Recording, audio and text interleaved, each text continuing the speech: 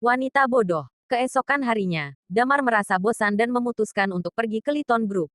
Nessa terkejut melihat Damar datang ke perusahaan.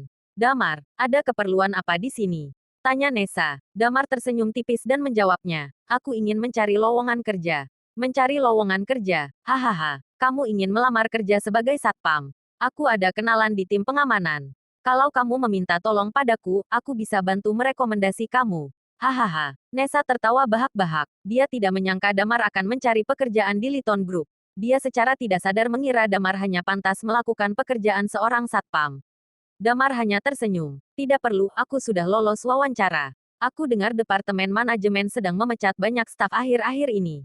Karyawan yang tidak berguna pasti akan dipecat. Aduh, mana orang yang bersamamu semalam? Apa dia sudah dipecat juga? Kamu juga harus hati-hati, Damar memperingatkan. Wajah Nessa menjadi suram mendengarnya.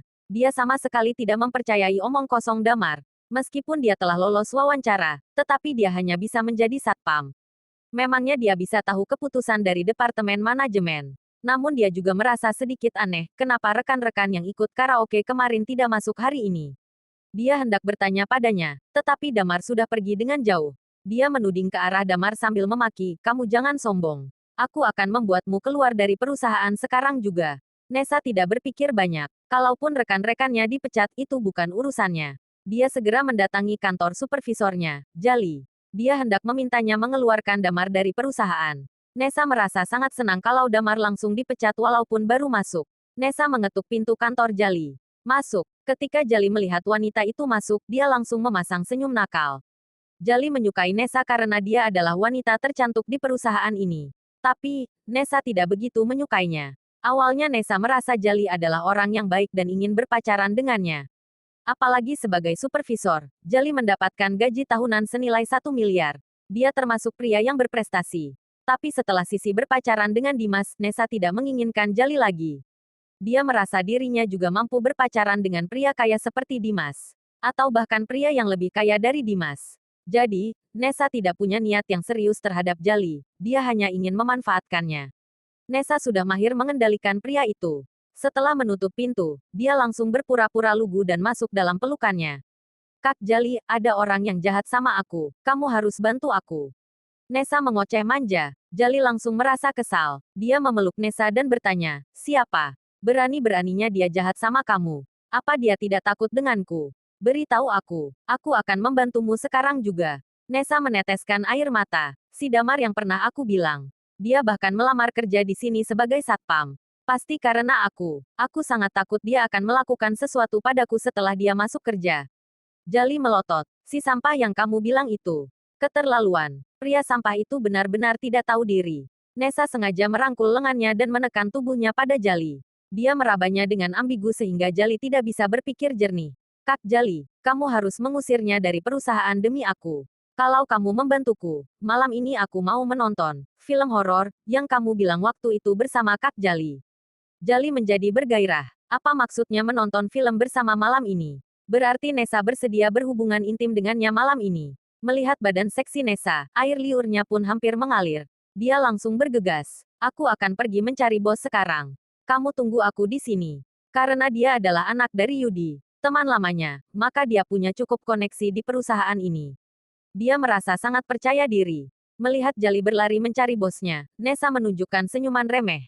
Damar, kamu merasa dirimu hebat, kan? Aku mau lihat reaksimu setelah ini. Nessa juga telah merencanakan menonton film dengan Jali malam nanti.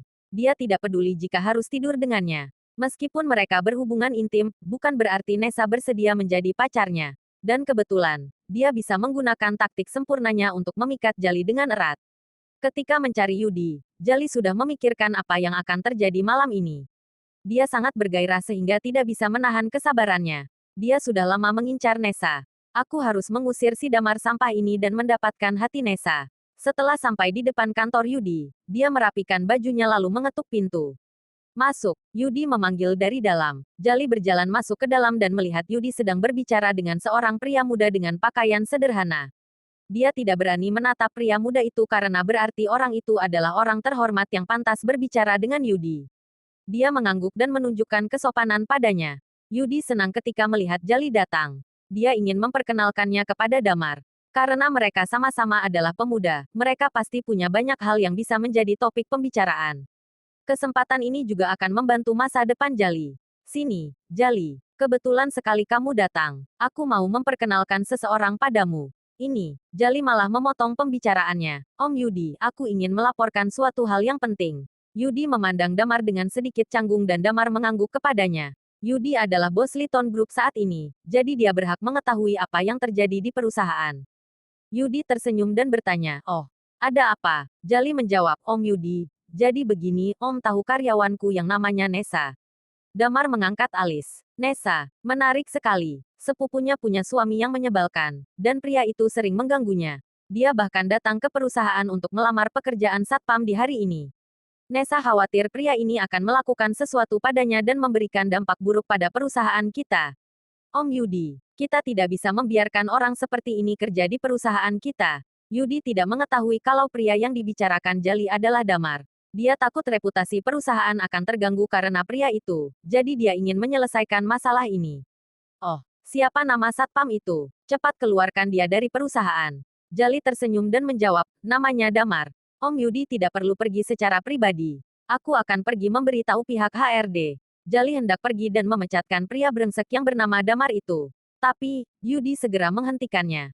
Tunggu sebentar, kamu bilang siapa namanya? Jali tertegun. Namanya Damar, Om. Jantung Yudi berdetak kencang. Dia menghujat Jali berkali-kali dalam hatinya. Dia merasa dia berada dalam masalah saat ini.